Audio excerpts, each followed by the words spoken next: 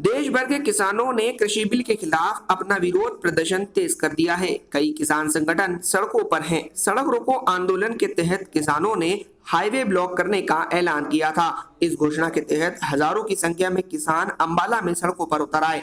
किसान ट्रैक्टर लेकर सड़कों पर उतरे और बिल के विरोध में नारेबाजी की। इस दौरान प्रदर्शनकारियों ने बिल के खिलाफ झंडे और बैनर भी दिखाए। कृषि उपज व्यापार एवं वाणिज्य विधेयक 2020 के तहत किसान या फिर व्यापारी अपनी उपज को मंडी के बाहर भी अन्य माध्यम से आसानी से व्यापार कर सकेंगे। इस बिल के अनुसार राज्य की सीमा के अंदर या फिर राज्य से बाहर देश के किसी भी हिस्से पर किसान अपनी उपज का व्यापार कर सकेंगे। इसके लिए व्यवस्था की जाएगी।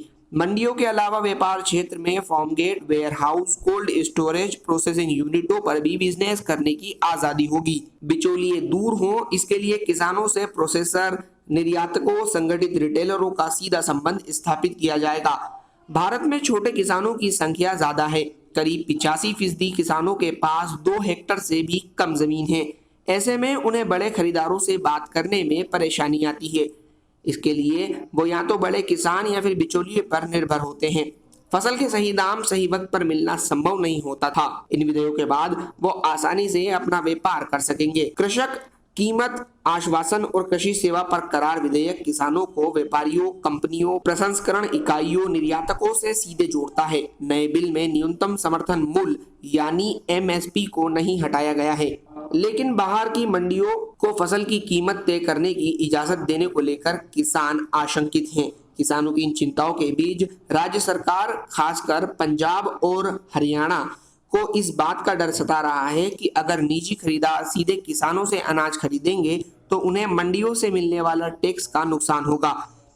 कृषि सुधार के विधेयकों को लेकर मचे घमासान के बीच सरकार ने फसलों के न्यूनतम समर्थन मूल्य का ऐलान कर दिया। किसानों की चिंता को देखते हुए 1 महीने पहले ही न्यूनतम समर्थन मूल्य को मंजूरी दे दी गई।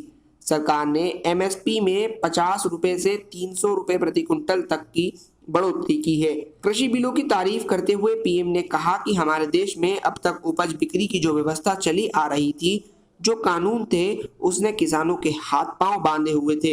इन कानूनों की आड़ में देश में ऐसे ताकतवर गिरोह पैदा हो गए जो किसानों की मजबूरी का फायदा उठा रहे हैं। लेकिन इस कानून के बाद कई किसानों को मंडी खत्म होने का डर भी सता रहा है।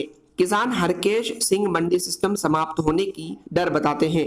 वो कहते हैं कि 1 साल निजी कंपनियां अच्छे दामों में आपसे फसल खरीदेगी।